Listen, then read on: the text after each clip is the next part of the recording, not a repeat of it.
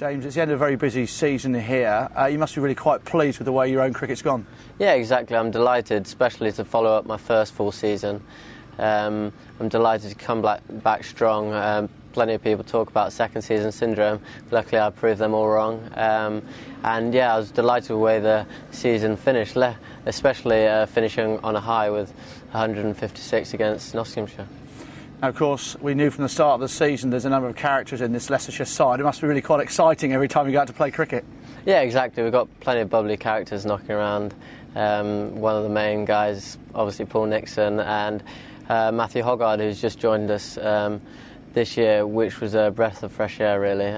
Having such an experienced campaigner, played 8 years of international cricket, and obviously him leading us out there was a pleasure.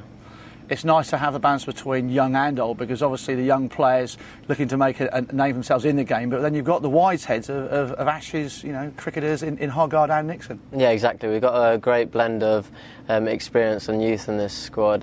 Plenty of young batters, plenty of young bowlers. So it all adds to potentially a really good side. We kind of showed glimpses of it this season, so hopefully next season we can go that one step further and hopefully get promoted.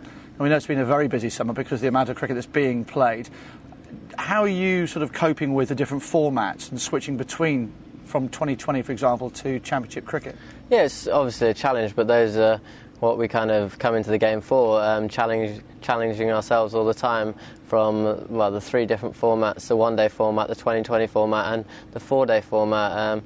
Playing all those different formats so close is a real challenge, but something that we all really enjoy. Well, you say you've had a good summer yourself, and of course you're now going off to Australia for the first time, I believe, with one of the England sides. Now that in itself must be a highlight for you, but also something to look forward to. Yeah, I'm just so chuffed to be asked back. Last winter I went with the Lions to Abu Dhabi and Dubai. This time I'm going back with them to Australia. And I've never been out there, so it should be a great challenge to play against the Aussie sides, and especially being out there during the Ashes, kind of in the backup side for the Ashes, be a great experience, be lots of fierce Australian bowlers to face, which will be great, but hopefully it'll suit my game. And of course in that England Lions make-up, again, youth and experience, but also it's an important step because it is halfway, if you like, to the full England team. Yeah, it's obviously that next step up from county cricket. To be recognised for what I've done in the county setup's a great honour, and hopefully I can take this next step and perform to great level for the EPP side and hopefully for the Lions. And most of the guys on the side who you'll be playing with, normally they're 22 yards away. How do you think you're going to sort of enjoy that experience of actually talking with them as teammates and bonding as a team to play in Australia? Yeah, it's a great honour, one, to put on the England shirt, but to be playing with these guys that most of them are a bit older than me, and hopefully I can pick their brains and help my game. But luckily I played with them last winter, or most of them, so we're all pretty close as a unit. So we're really looking forward to going to Australia, and hopefully it's going to help my game. I know through some of your coaching that you've been doing most recently, picking out specific parts of your game, hitting over the top and into areas where obviously there are no fielders. This sort of thing really is going to help your progress within cricket. How much time do you spend with the coaching and the training, if you like, as compared to playing cricket? I mean, with the ECB, I've been there a few years now. The coaching's quality, and especially the facilities that we got down there, using the different machines such as Merlin, and now they got Pro Batter down there. This is going to help all our game, no end, and it will set us up really well for the county season. And this, obviously, the coaching, we've got Graham Thorpe now going out to Australia with us. The coaching is great, and the facilities and the machines that we use are great, so it's going to benefit our game, no end. I'm sure you'll see some different sorts of bowling in Australia. Anything you're particularly looking forward to? Getting on the front foot maybe, or rock back in your stance? Yeah, exactly. I mean, those pitches, hopefully, so I've been told, will help my game. The quicker bounces surfaces will help my back foot game especially. I'm really looking forward to it. OK, well, obviously, say you're there as part of England's Ashes backup. How do you see the full England team performing over this winter, having played with a lot of the guys over the summer?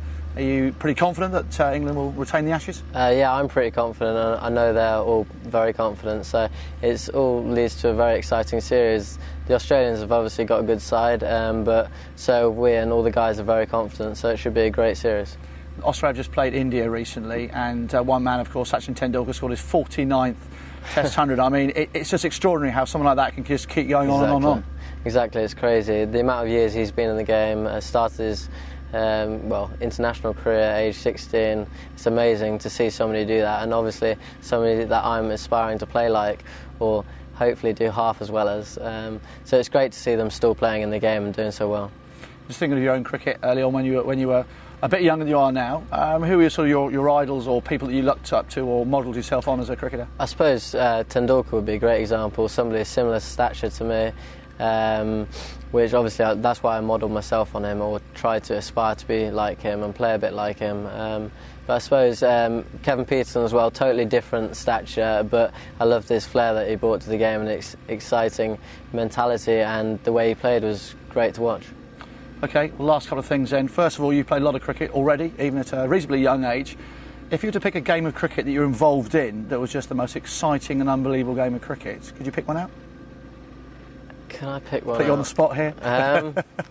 One that always springs to mind was when I was at school, playing in a school final that our team were never expected to win, and needing to chase down 12 and overs for the last 10 overs.